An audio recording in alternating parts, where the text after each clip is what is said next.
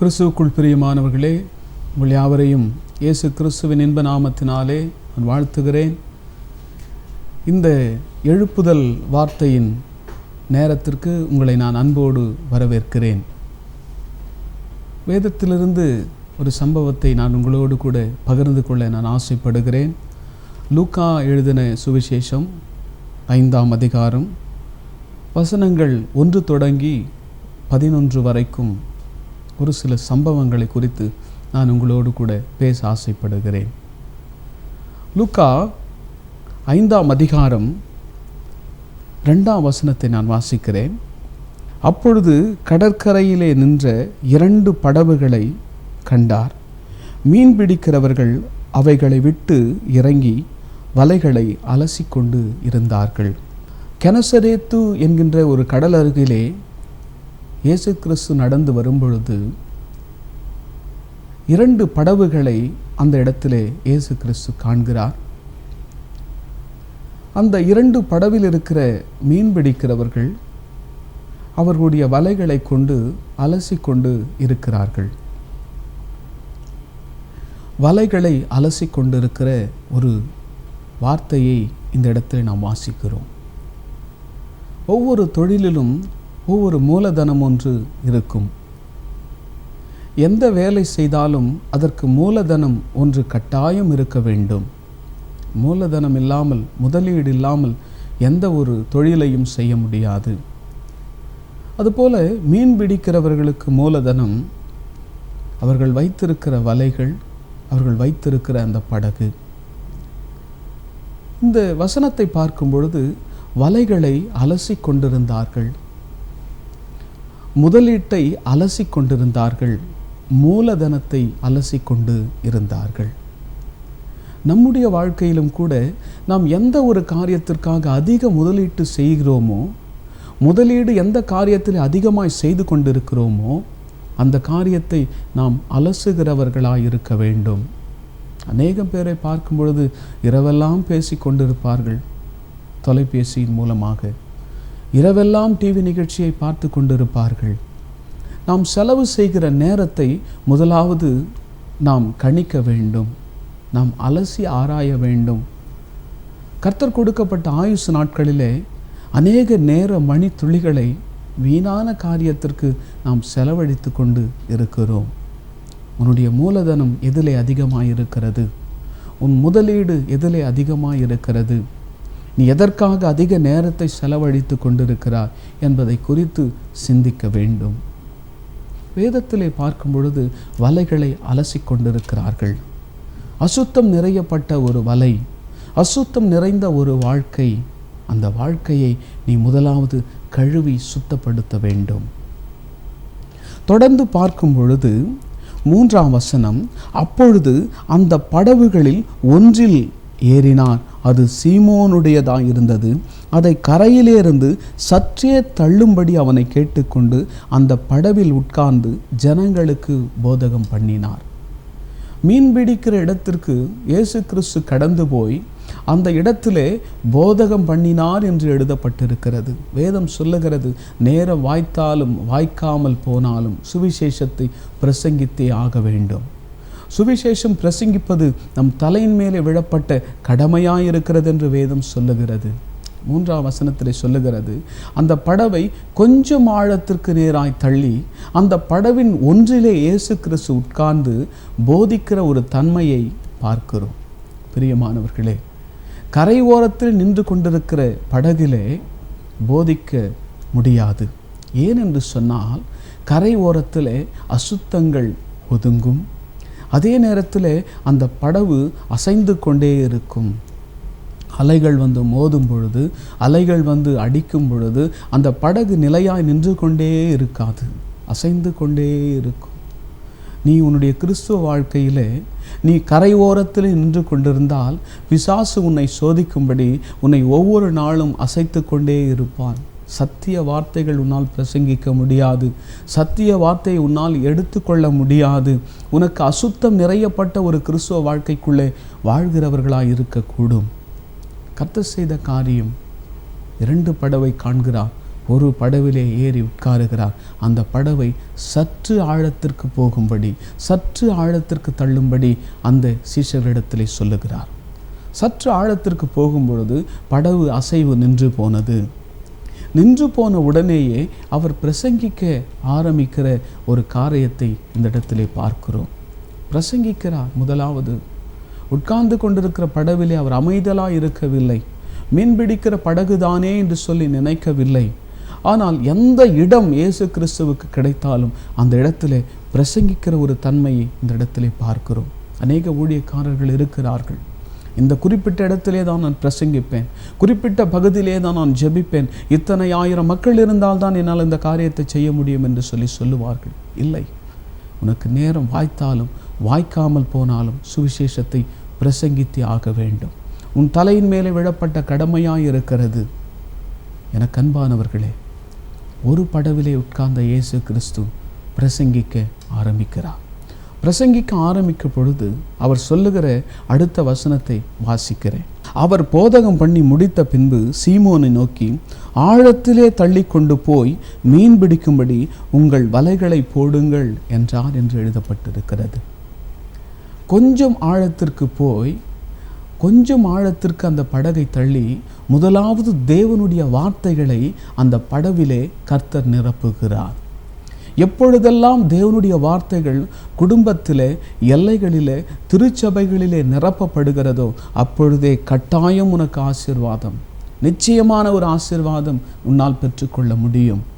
காலியான ஒரு படகு, வெறுமனாயிருக்கிற ஒரு படகு, இயேசு கிறிஸ்துவின் வார்த்தை கொஞ்சம் ஆழத்திற்கு போய் விழப்பட்டது. நீ கொஞ்சம் ஆழத்திற்கு கடந்து போ, கரையோர கிறிஸ்துவனாய் இருக்காதே, கொஞ்சம் ஆழத்திற்கு கடந்து போகிற கிறிஸ்துவனாய் இருக்க வேண்டும். கொஞ்சம் ஆழத்திற்கு போய் அந்த வார்த்தைகள் எப்பொழுது படவிலே நிரப்பப்பட்டதோ உடனடியாய் கர்த்தர் சொல்லுகிற ஒரு காரியம் என்ன சொல்லுகிறார் என்று சொன்னால், இன்னும் கொஞ்சம் ஆழத்திற்கு கொண்டு போங்கள் என்று சொல்லுகிறார். இன்னும் கொஞ்சம் ஆழத்திற்கு கொண்டு போங்கள், நீங்களும் உன்னோடு கூட இருக்கிறவர்களும் மீன் பிடிக்க வேண்டும் என்று சொல்லி தொடர்ந்து பார்க்கும் பொழுது 5ஆம் வசனத்திலே சொல்லுகிறான், அதற்கு சீமோன், ஐயரே, முழுவதும் நாங்கள் பிரயாசப்பட்டும் ஒன்றும் அகப்படவில்லை, ஆகிலும் உம்முடைய வார்த்தையின்படியே வலையை போடுகிறேன் என்று சொல்லுகிறார். எனக்கு அன்பானவர்களே, முழுவதும் பிரயாசப்பட்டார்கள், ஒன்றும் அகப்படவில்லை, ஒன்றும் கிடைக்கவில்லை, வெறுமனையாகவே திரும்பி வந்து விட்டார்கள் கரைக்கு. அவர் சொல்லுகிற ஒரு காரியம், ஆனாலும் உம்முடைய வார்த்தையின்படி நான் வலையை போடுகிறேன். இயேசுவின் வார்த்தையின்படி யாரெல்லாம் ஆழத்திலே வலையை போடுகிறார்களோ அவர்களுக்கெல்லாம் மிகுந்த ஆசீர்வாதம் உண்டு என்பதை அறிந்து கொள்ள வேண்டும். சீமோன் பேதுரு இப்படியாய் சொல்லுகிறார், உம் வார்த்தையின்படி நான் வலையை போடுகிறேன். எனக்கு பிரியமானவர்களே, இந்த சம்பவம் ஒரு ஆழமான ஒரு சம்பவமாய் இருக்கிறது. மீன்பிடிக்க அறிந்தவர் சீமோன் பேதுரு. வலைகளை வைத்திருந்தார், படவு வைத்திருந்தார். மீன்பிடிக்கிற யுக்தி, மீன்பிடிக்கிற சூழல், மீன்பிடிக்கிற தன்மை எல்லாவற்றையும் அறிந்தவர் சீமோன் பேதுரு. ஏனென்று சொன்னால் அவருடைய சகோதரன், அவருடைய பெற்றோர், அவருடைய வேலை எல்லாம் மீன்பிடிக்கிற வேலையாகவே இருந்தது. ஆனால் இயேசு கிறிஸ்துவை பார்க்கும் பொழுது, இயேசு கிறிஸ்து யோசேப்பினுடைய மகன் அல்லவா, இவன் ஒரு தச்சனுடைய மகன் அல்லவா என்று சொல்லப்பட்டிருக்கிறது. தச்சு வேலை, மர வேலை இயேசு கிறிஸ்துவுக்கு நன்கு அறிந்திருக்கக்கூடிய ஒன்று. ஆனால் இயேசு கிறிஸ்து சொல்லுகிறார், என்னுடைய வார்த்தையின்படி நீ வலையை போடு. எங்கள் கிராமத்தில் எல்லாம் விவசாயத்திற்கு ஆட்களை கூப்பிடும் பொழுது இப்பேற்பட்ட ஆட்களை தான் அதிகமாய் கூப்பிடுவார்கள். யாரை என்று சொன்னால், எந்த வேலையிலே யார் அதிகமாய் செய்கிறார்களோ, அதாவது நல்ல ஒரு எழுச்சியோடு செய்கிறார்களோ அவர்களை அந்த வேலைக்கு அழைப்பார்கள். எங்கள் ஊர்லெலாம் நாற்று நடணும்னு சொன்னால் ஒரு குறிப்பிட்ட சிலர் இருக்கிறாங்க, அறுவடை செய்யணும்னு சொன்னால் ஒரு குறிப்பிட்ட சிலர் இருக்கிறாங்க, மரம் வெட்டணும்னு சொன்னால் ஒரு குறிப்பிட்ட சிலர் இருக்கிறாங்க. அவங்கள தான் மையப்படுத்தி கூப்பிடுவாங்க. ஏன்னு சொன்னால் அந்த வேலை அவங்களுக்கு தான் அதிகமாக தெரியும், அந்த வேலையில் அவங்க ஒரு பெரிய எக்ஸ்பர்ட், அதனால தான் அவங்கள கூப்பிடுவாங்க. அதுபோல் பேதுருவை பார்க்கும் பொழுது இவருடைய எக்ஸ்பர்ட்டான ஒரே ஒரு வேலை மீன்பிடிக்கிற வேலை தான். மீன்பிடிக்கிற வேலை மட்டும்தான் இவருக்கு தெரியும். ஆனால் இயேசு கிறிஸ்துவுக்கோ தன் தகப்பனுக்கு கீழ்ப்படிந்து தச்ச வேலையை ஒரு வேலை செய்திருக்கலாம். ஆனால் மீன் பிடிக்கிற வேலையை மீன் பிடிக்கிறவனுக்கே இயேசு கிறிஸ்து கற்றுக் கொடுக்கிறார். கற்றுக் கொடுக்கிறதுக்கு காரணம் ஒன்றுதான், நான் சொல்லுகிறபடி நீ வலைகளை போடு. ஆழத்திலே கொண்டு போய் வலைகளை நீ போடு என்று சொல்லுகிறார். அப்படியே பேதுரு அந்த வார்த்தைக்கு செவி கொடுத்து அவர் சொல்லுகிற ஒரு காரியம், அந்தப்படியே அவர்கள் செய்து தங்கள் வலைகள் கிழிந்து போகத்தக்கதாக மிகுதியான மீன்களை பிடித்தார்கள் என்று எழுதப்பட்டிருக்கிறது. கர்த்தருடைய வார்த்தையை யார் ஒருவர் நம்பி ஆழத்திற்கு சென்று வலைகளை போடுகிறார்களோ மிகுதியான பலன், மிகுதியான ஆசீர்வாதம், மிகுதியான மீன்கள் கட்டாயம் கிடைக்கும். இதை பார்த்து கொண்டிருக்கிற என் அன்பு சகோதரனே, சகோதரியே, உன் வாழ்க்கையிலே ஆசீர்வாதம் இல்லாமல் இருக்கிறாயா? என் அன்பு ஊழியக்காரனே, என் அன்பு பாஸ்டர்ஸ் அவர்களே, நீங்கள் உங்கள் திருச்சபையிலே ஆத்துமா இல்லாமல் நின்று கொண்டிருக்கிறீர்களா? இந்த நாளிலே கர்த்தர் உங்களுக்காக பேசுகிறார். கொஞ்சம் ஆழத்திற்கு கடந்து போங்கள். கரையிலே நின்று கொண்டு பிரசங்கிக்க வேண்டாம். கொஞ்சம் ஆழத்திற்கு சென்று பிரசங்கியுங்கள். இன்னும் அதிக ஆழத்திற்கு சென்று வலைகளை போடுங்கள். உங்கள் திருச்சபைகளை கர்த்தர் நிரப்புவார். உங்கள் குடும்பத்தை ஆசீர்வாதத்தினாலே கர்த்தர் நிரப்புவார். அவர் சொல்லுகிற ஒரு காரியம், வலைகள் கிழிந்து போகத்தக்கதாய் மீன்கள் கிடைத்தது என்று சொல்லி, அப்படியே பார்க்கும் பொழுது 7ஆம் வசனத்திலே, அப்பொழுது மற்ற படகுகளில் இருந்த கூட்டாளிகள் வந்து தங்களுக்கு உதவி செய்யும்படி சைகை காட்டினார்கள். அவர்கள் வந்து 2 படகுகள் அமிழத்தக்கதாய் நிரப்பினார்கள் என்று எழுதப்பட்டிருக்கிறது. பிரியமானவர்களே, இயேசு கிறிஸ்து 2 படகை காண்கிறார். ஒரு படவிலே அவர் ஏறுகிறார். ஆனால் ஆசீர்வாதம் 2 படகு நிறைய கர்த்தர் கொடுக்கிறார். இந்த டிவி நிகழ்ச்சியை பார்த்து கொண்டிருக்கிற சகோதரனே, சகோதரியே, உன் குடும்பத்தில் நீ மாத்திரம் இயேசு கிறிஸ்துவை ஏற்றுக்கொண்டிருக்கலாம். உன்மேலே மாத்திரம் அவர் சவாரி செய்கிறவராக இருக்கலாம். நீ மாத்திரமே கர்த்தருக்கு ஏற்ற ஒரு வாழ்க்கை வாழ்ந்து கொண்டிருக்கலாம். நீ நினைக்கலாம், எங்கள் அப்பா அம்மா இன்னும் மாறலை, என் தங்கச்சி இன்னும் மாறலை, எங்கள் தம்பி இன்னும் மாறலை, எங்கள் அண்ணன் இன்னும் மாறலை, என் குடும்பத்தில் நான் மட்டும்தான் மாறி இருக்கிறேன்னு சொல்லி பயப்பட வேண்டாம். பயப்பட வேண்டாம்.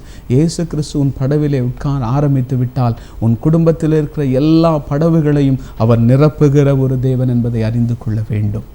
2 படவுகள், இயேசு கிறிஸ்துனுடைய கண்களிலே எத்தனை படவுகள் காணப்படுகிறதோ அத்தனை படவுகளையும் ஆசீர்வாதத்தினாலே நிரப்புகிற ஒரு தேவனாயிருக்கிறார். தொடர்ந்து பார்க்கும் பொழுது அதற்கு பேதுரு சொல்லுகிற ஒரு காரியம், சீமோன் பேதுரு அதை கண்டு இயேசுவின் பாதத்திலே விழுந்து, ஆண்டவரே, நான் பாவியான மனுஷன், நீர் என்னை விட்டு அகன்று போகும் என்று சொல்லி உடனடியாய் ரிப்பண்ட், மனம் திரும்புதல் உடனடியாய் பேதுருவுக்கு ஏற்படுகிறது. ஆண்டவரே, நான் பாவியான மனுஷன், என்னை விட்டு அகன்று போகும். இந்த அற்புத காட்சியை கண்டு, இந்த அதிசயத்தை கண்டு பேதுருவுக்குள்ளே ஒரு மனமாற்றம் ஏற்படுகிறது. ஆண்டவரே, நான் ஒரு பாவியான மனுஷன் சாமி, என் கூட நீர் இருக்க வேண்டாம் ஆண்டவரே. இயேசு கிறிஸ்து உடனடியாய் சொல்லுகிற ஒரு காரியம் 10ஆம் வசனத்திலே சொல்லப்பட்டிருக்கிறது, அப்பொழுது இயேசு சீமோனை நோக்கி, பயப்படாதே, இது முதல் நீ மனுஷரை பிடிக்கிறவனாய் இருப்பாய் என்றார். பிரியமானவர்களே, அசுத்தத்திலே, நீச்சத்திலே, துர்நாற்றத்திலே வாழ்ந்து கொண்டிருக்கிற சீமோன் பேதுருவை கொண்டு அவர் சொல்லுகிற ஒரு வார்த்தை, பயப்படாதே, இனி நீ மனிதர்களை பிடிக்கிறவனாய் இருப்பாய். பாவம் எப்பொழுது உணர்த்தப்படுகிறதோ, உனக்குள்ளே இருக்கிற பாவத்தை எப்பொழுது இயேசு கிறிஸ்துவினிடத்தில் நீ அறிக்கை செய்கிறாயோ, உடனடியாய் கர்த்தர் உன்னை ஒரு விசேஷமுள்ள பர்வதத்திற்கும், ஒரு விசேஷமுள்ள ஆசீர்வாதத்திற்கும், ஒரு விசேஷமுள்ள நன்மைக்கும் கொண்டு போகிறார் என்பதை நீ அறிந்து கொள்ள வேண்டும். பயப்படாதே, இது முதல் நீ மனிதர்களை பிடிக்கிறவனாய் நான் உன்னை மாற்றுவேன், மனிதர்களை பிடிக்கிறவனாய் மாற்றுவேன் என்று சொல்லி பேதுருவை கர்த்தர் ஆசீர்வதிக்கிறார். திருச்சபையெல்லாம் சீமோன் பேதுரு கற்பாறையின் மேலே தானே கட்டப்பட்டது. அவர் மூலமாக தானே திருச்சபைகள் உருவானது இந்த பூமியிலே. பிரியமானவர்களே, கர்த்தரும் உன்னோடு கூட இந்த செயல்பாடை செய்யும்படி கர்த்தர் உனக்கு உதவி செய்வார். ஒரு காரியத்தை, ஒரு சம்பவத்தை நினைவிலே கொள்ள வேண்டும். ஒரு சிந்தையை நாம் நினைவிலே கொள்ள வேண்டும். என்ன சிந்தை? முழுவதும் பிரயாசப்பட்டார்கள்.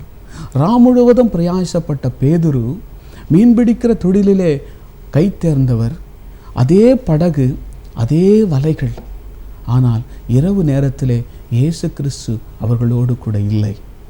அதே காலை நேரம், அதே படகு, அதே வலைகள், அதே சீமோன் பேதுரு. ஆனால் இயேசு கிறிஸ்து அந்த படவிலே இருந்தார். அப்படி இருந்ததினாலே தான் அந்த 2 படகு நிறைய மீன்கள் கிடைக்கும்படி கர்த்தர் கிருபை செய்தார்.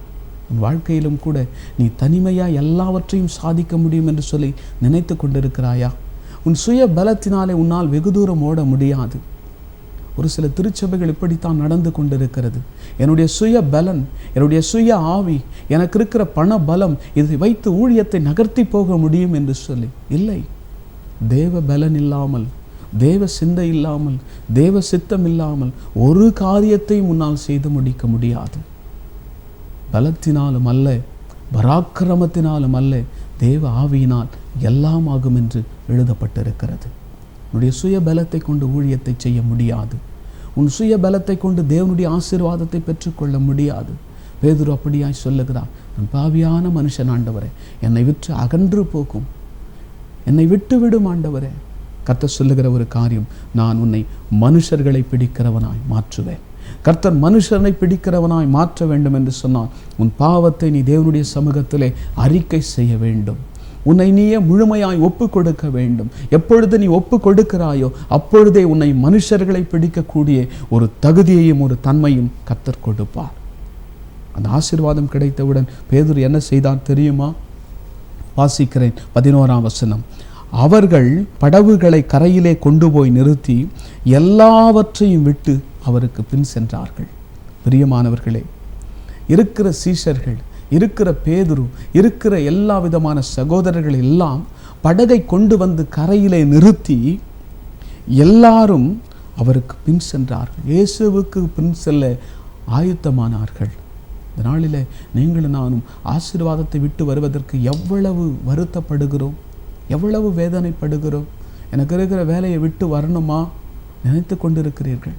கடைசி காலங்கள், இயேசு கிறிஸ்துவின் வருகை தாமதமாய் கொண்டிருக்கிறது. கர்த்தர் கடைசி நேரத்தில் உன்னை நோக்கி அழைக்கிறார். நானும் என்னுடைய வாழ்க்கையில் என்னுடைய முழுமை நேர வேலையை விட்டுவிட்டு தான் ஊழியத்திற்கு வந்தேன். ஒரு பொருத்தனையோடு வந்தேன். கர்த்தருடைய பாதத்தை என்னுடைய சொப்பனத்திலே காணும்படி கர்த்தர் கிருபை செய்தார், என்னை அழைத்தார். கர்த்தருக்கென்று ஊழியம் செய்ய வேண்டும் என்கின்ற ஒரு வைராக்கியம் எனக்குள்ளே தேவன் பாராட்டினார். அதை அறிந்ததினாலே நல்ல சம்பளத்தில் இருந்தேன். எனக்கு என்னுடைய சம்பளம் 54,000 ரூபாய். நான் SCI கார்ப்பரேஷன் ஆஃப் இந்தியா என்கின்ற ஒரு சென்ட்ரல் கவர்மெண்ட் ஜாபில் இருந்தேன். கர்த்தருடைய வார்த்தை எனக்குள்ளே பலமாய் கிரியை செய்தது. கர்த்தர் என்னை அழைத்தார். எல்லாவற்றையும் விட்டு விட்டேன். என்னுடைய வேலையை விட்டேன், என்னுடைய பணத்தை விட்டேன், என்னுடைய ஆஸ்தியை விட்டு விட்டேன். நான் கர்த்தருக்கு தரித்திரனாய் மாறுவதற்கு கூட நான் தயாரானவனாயிருக்கிறேன். அப்படி இருந்ததினாலே தான் கர்த்தர் என்னை ஒவ்வொரு நாளும் ஒவ்வொரு பொழுதும் உயர்த்தி கொண்டே வருகிறார். பேதுருவை பார்க்கும் பொழுதும் சகோதரர்களை பார்க்கும் பொழுதும் எல்லாவற்றையும் கரையிலே விட்டுவிட்டு இயேசுவுக்கு பின் செல்ல ஆரம்பித்தார்கள். இந்த நாளிலே நீ பின் செல்ல வருவாயா? இயேசு கிறிஸ்துவுக்கு உன் ஜீவனை கொடுப்பாயா? என் அன்பு வாலிப தம்பியே, என் அன்பு வாலிப தங்கையே, நீ கர்த்தருக்கென்று ஒப்பு கொடுப்பாயா? உன் அசுத்தமான சிந்தனைகள், அசுத்தமான பார்வை, அசுத்தமான எண்ணங்களை விட்டுவிட்டு அலசி நீ பரிசுத்தம் அடைந்து கர்த்தருக்கு நேராக பின்தொடர்ந்து வருவாயா? கர்த்தர் உன்னை இந்த நாளிலே அழைக்கிறார் ஐயா. கர்த்தர் இந்த நாளிலே உன்னை நோக்கி கூப்பிடுகிறார் ஐயா. உன்னை பெயர் சொல்லி அழைக்கிற தேவன் உன்னோடு கூட இருக்கிறார். பேதுருவையும் கூட அப்படியாய் பெயர் சொல்லி அழைத்தது நிமித்தமாக அவர் மூலமாக திருச்சபைகள் நிறுவப்பட்டதல்லவா? உன் மூலமாகவும் திருச்சபைகள் நிறுவப்பட வேண்டும். அநேக ஆத்துமாக்கள் அறுவடைக்கு நேராய் கொண்டு வர வேண்டும். நீ சோம்பலாய் வாழ்ந்த வாழ்க்கை போதும். உன் மூலதனம் அலசப்படட்டும். நீ கர்த்தருக்கென்று வைராக்கியம் பாராட்டுகிற மகனாய் மகளாய் இருக்க வேண்டும். எனக்கு மிகவும் பிரியமானவர்களே, இயேசு கிறிஸ்து யாரெல்லாம் காண்கிறார்களோ அவர்களுக்கெல்லாம் சுகம். நீ இயேசு கிறிஸ்துவை காண விரும்புகிறாயா? தினமும் ஜெபம் பண்ணு, தினமும் வேதத்தை எடுத்து வாசி. நீ கர்த்தரோடு கூட ஒரு விசேஷமுள்ள ஐக்கியம் வை. மனிதர்களோடு நீ பேச பேச உனக்குள்ளே பாவம்தான் அதிகரிக்கும். நீ கர்த்தரோடு கூட பேச பேச கர்த்தர் உனக்கு பரிசுத்தத்தை கொடுப்பாரையா. கர்த்தர் பரிசுத்தத்தை மாத்திரம் கொடுக்கிற ஒரு தேவன் அல்ல, அந்த பரிசுத்தத்திற்கு தக்க பலனையும் ஆசீர்வாதத்தையும் நிறைவாய் கொடுக்கிற ஒரு தேவனையா. எல்லா ஆஸ்திகளையும் விட்டுவிட்டு, எல்லா சம்பத்துக்களையும் விட்டுவிட்டு பேதுரும் தன் சீஷர்களும் இயேசு கிறிஸ்துவுக்கு பின்தொடர ஆரம்பித்தார்கள். இப்படியாய் நீங்களும் நானும் கூட இயேசுவுக்கு பின்தொடருகிறவர்களாய் இருக்க வேண்டும். என் அன்பு சகோதரனே, என் அன்பு சகோதரியே, இந்த டிவி நிகழ்ச்சி மூலமாக பார்த்து கொண்டிருக்கிற உன்னை இயேசு கிறிஸ்து அழைக்கிறார். இயேசு கிறிஸ்து உன்னை அழைக்கிறார். நீ ஒப்பு கொடுப்பாயா உன் இருதயத்தை? நீ தேவனுக்கு ஒப்பு கொடுப்பாயா உன் இருதயத்தை? தேவனுக்கு அர்ப்பணம் செய்வாயா உன் வாழ்க்கையை? பேதுருடைய வாழ்க்கையில் ஒரு பெரிய மாற்றம் இந்த பகுதியில் ஏற்படுகிறது. ஒரு பெரிய மாற்றத்தை கர்த்தர் பேதுருவுக்கு கொண்டு வருகிறார். உனக்கும் அந்த மாற்றத்தை கொண்டு வருவார். அவர் சொல்லுகிற ஒரு காரியத்தை நாம் வேதத்தின் அடிப்படையிலே பார்த்தோம். நான் பாவியான மனுஷன். எப்பொழுது ஒரு மனிதன் தன் பாவத்தை நினைக்கிறானோ, எப்பொழுது ஒரு மனிதன் தன் பாவத்தை கர்த்தருடைய சமூகத்தில் அறிக்கை செய்கிறானோ, உடனடியாய் கர்த்தர் அந்த பாவத்தை மன்னிக்கிற ஒரு தேவனாய் இருக்கிறார். இயேசு கிறிஸ்துவோடு 12 சீஷர்கள் இருந்தார்கள். அந்த 12 பேரிலே 2 பேரும் ஒரே விதமான பாவத்தை செய்தார்கள். ஒரு சீஷன் சொன்னான், இவர்தான் இயேசு கிறிஸ்து என்று சொல்லி. ஒரு சீஷன் சொன்னான், இவர் இயேசு கிறிஸ்து இல்லை என்று சொன்னான். நீங்கள் 2 காரியத்தை பார்க்கும் பொழுதும் ஒரே ஒரு தவறுதான். யூதாஸ் காரியத்து இவர்தான் இயேசு கிறிஸ்து என்று சொல்லி பிலாத்துவினிடத்திலும் அண்ணா காய்பானிடத்திலும் சொன்னான். ஆனால் பேதுரு இயேசு கிறிஸ்து எனக்கு யார் என்று தெரியாது என்று சொல்லி சொன்னான். இருவரிலே பேதுரு மாத்திரம் அந்த ரட்சிப்பின் சந்தோஷத்தையும் பேதுருவின் மூலமாக சபை கட்டுதலையும் கர்த்தர் ஏற்படுத்தினார். காரணம் என்ன தெரியுமா? You have also repent. மனம் திரும்ப வேண்டும். பேதுருவை பார்க்கும் பொழுது இப்பேற்பட்ட ஒரு தெய்வத்தை நான் காட்டி கொடுத்து விட்டேனே என்று சொல்லி பேதுரு மனம் வருந்தி அழுதான். தெரியாது என்று சொல்லிவிட்டேனே என்று சொல்லி மனம் குமுறி அழுது கர்த்தருடைய சமூகத்தில் அறிக்கை செய்தான். ஆனால் யூதாஸ் காரியத்தோ இருதயத்திலே வைத்து கொண்டான், அறிக்கை செய்யவில்லை. நீங்களும் கூட இருதயத்திலே வைத்து கொள்ள வேண்டாம். உங்களுடைய பாவத்தை எல்லாவற்றையும் இயேசு கிறிஸ்துடைய சமூகத்திலே அறிக்கை செய்ய வேண்டும். அவர் உன் பாவத்தை மன்னிப்பார். பாவத்தை மன்னிப்பது மட்டுமல்ல, உன்னை பரிசுத்தப்படுத்தி உனக்கு பரிசுத்தத்தை மாத்திரம் கொடுப்பதல்ல, உனக்கு ஆசீர்வாதத்தை கொடுத்து ஆசீர்வாதத்தை கொடுப்பது மாத்திரமல்ல, பரலோகத்திலே பங்குள்ளவராயும் உன்னை மாற்றுகிற தேவன் என்பதை அறிந்து கொள்ள வேண்டும். மனம் திரும்பி இயேசு கிறிஸ்துவை ஏற்றுக்கொள்ளுவாயா? உன் பாவ வாழ்க்கை அறிக்கை செய்வாயா? நீ தேவனோடு கூட இன்னும் அதிக ஐக்கியம் கொள்ள வேண்டும் என்று சொல்லி விரும்புவாயா? ஓரத்திலே இருக்கிற கிறிஸ்துவனாய் இருக்க வேண்டாம். கடற்கரை ஓரத்திலே நிற்க வேண்டாம். கொஞ்சம் ஆழத்திற்கு போ. இன்னும் ஆழமான ஒரு கிறிஸ்துவ வாழ்க்கையை தேடு. ஆழமான ஜெப வாழ்க்கை உனக்குள்ளே இருக்கட்டும். ஆழமான வேத வாசிப்பு இருக்கட்டும். ஆழமான தன்மை உனக்குள்ளே ஒவ்வொரு நாளும் கடந்து வரட்டும். கர்த்தர் அப்பொழுது உன்னை ஒரு நிறைவான நிறைவான நிறைவான வாழ்வுக்கு நேராய் கொண்டு போகிற ஒரு தேவனாய் இருக்கிறார். எனக்கு மிகவும் அன்பானவர்களே, எனக்கு மிகவும் அன்பு செலுத்துகிறவர்களே, உங்கள் யாவரையும் அந்த நாளிலே இந்த ஆசீர்வாத வாழ்விற்காக நான் உங்களை அழைக்கிறேன். இந்த ஆசீர்வாத வாழ்வுக்காக நான் உங்களை அழைக்கிறேன். பேதுருடைய வாழ்க்கையிலே ஒரு மாற்றத்தை கொண்டு வந்த தேவன் உங்கள் வாழ்க்கையிலும் ஒரு மாற்றத்தை கொண்டு வருவார். நித்திய வாழ்வை உங்களுக்கு கொடுப்பார்.